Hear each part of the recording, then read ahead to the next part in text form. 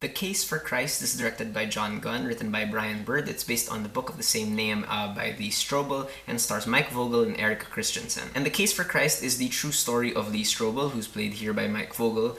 In the 80s, he was this investigative journalist and also an atheist whose wife converted to Christianity. So determined to get his wife back, quote unquote, he begins investigating Christianity in order to debunk Jesus Christ's resurrection. Now, this movie totally flew under my radar. I had no interest in seeing it until the moment I checked Rotten Tomatoes and saw that it has a really good percentage, which completely shocked me because I was expecting this movie to just flat out suck, because this is, I believe, from the same production company that gave us God's Not Dead and God's Not Dead 2, and those movies aren't really the shining examples for faith-based films. However, the fact that this was, good for some people even, was really surprising to me, so I just had to check out what the fuss was all about. And I have to say, I was really shocked at how good this movie was, especially for a faith-based film. It's really well directed, it's written like a real character-based drama instead of like a sermon, and it features a very strong performance from Mike Vogel. Now, the thing that really makes this movie work for me is the fact that the point of it isn't really about proving or disproving Jesus' resurrection.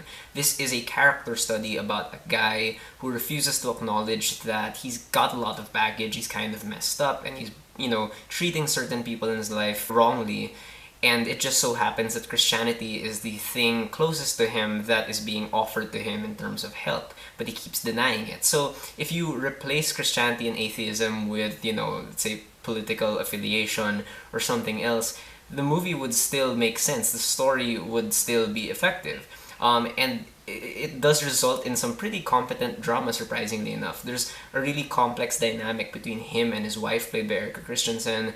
There's this subplot involving him and his father. There's a subplot involving a crime that Lee is also trying to investigate. And all of these things tie together with the parallelisms not being like super obvious, because the climax and the main conflict of the movie is still definitely his atheism versus his wife's newfound Christianity. However, the entire movie doesn't feel like it's being overshadowed by that central conflict. These people still feel like normal human beings living in the real world. So I do think the writing is quite good here, especially when Lee has to go out and investigate the resurrection. He gets into some pretty cool theological discussions with some people, which aren't like mind-blowing or anything, but as someone who took a philosophy of religion class in college, like, it was just nice to see that on screen. It definitely is still a flawed script that falls victim to its biases. It's still definitely marketed more towards the Christian audience than a general audience, so I think this movie could have vouched for atheists a bit better. It could have represented them in a way that didn't completely make them out to be not necessarily the bad guys, but not the good guys. And while I appreciated how understated the film was in terms of its discussions on faith, especially at the climax, it does get a bit preachy at parts, especially when Leslie, the wife, is talking to like her sort of Christian mentor. Like, it gets a little heavy-handed. But the director John Gunn really manages to work his way around these spots. The tone in this movie is never exaggerated like in God's Not Dead. It's a movie that clearly takes place in the real world. What I like is that there's no real like big Christian versus atheist conflict, in the sense that people aren't screaming at each other or whatever.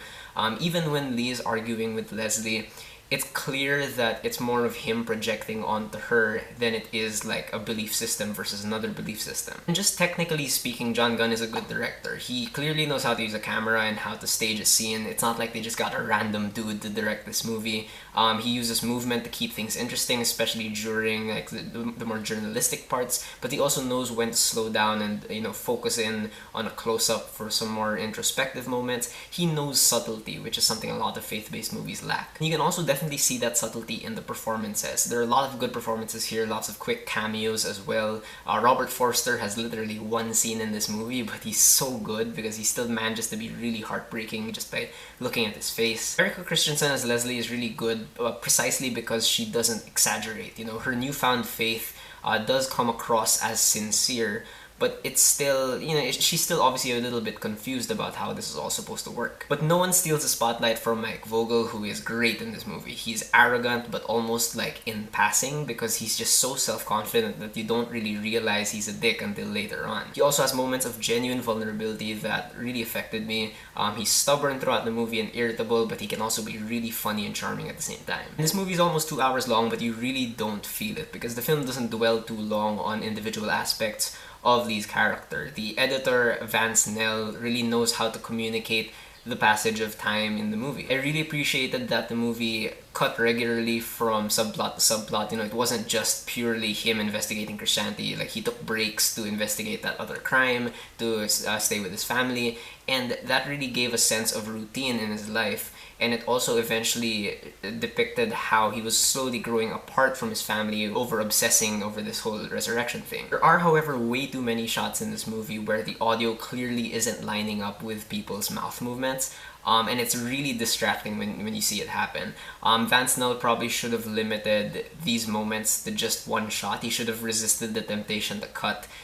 Because, it would have just been a bit more immersive and he could have trusted the audience. But apart from all of that, this is a surprisingly polished looking film, especially for this production company. The period detail is on point, everything from the sets to the costumes to Lee's mustache, they all scream early 80s. It's a movie that reminded me of Spotlight in that most of the film takes place in interiors and you kind of get the sense of how deep they are into their investigation because of the interior design, so I thought that was cool. All in all, I'm actually gonna say that The Case for Christ is a great film, especially for a faith-based movie. I don't know if my opinion of this will drastically change. I think I was just in a very different mindset when I first watched this movie and I kind of needed something hopeful. So I have no idea if I'm ever gonna see this again. I can't say people are gonna have the same reaction to it that I did. I'm just happy that, there's finally at least a good faith-based movie out there because I'm invested in this subgenre because I do believe there are good stories to tell through this lens. It's just that nobody seems to know how to do it right,